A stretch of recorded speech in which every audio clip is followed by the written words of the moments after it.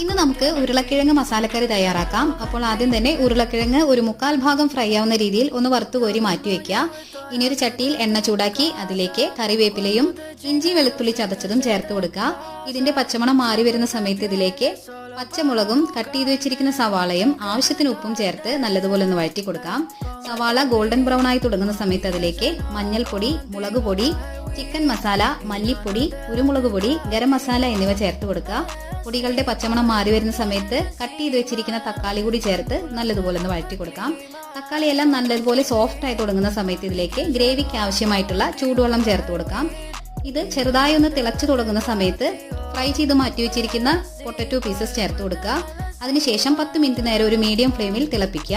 അതിനുശേഷം നമുക്ക് flame off ചെയ്യാം. ഇനി ഗാർണിഷ് ചെയ്യുന്നതിനായിട്ട് 1-2 പച്ചമുളകും കുറച്ച് കറിവേപ്പിലയും അല്പം വെളിച്ചെണ്ണയും കൂടെ മുകളിൽ ഒഴിച്ചു കഴിഞ്ഞാൽ രുചികരമായ പൊട്ടറ്റോ മസാലക്കറി റെഡി.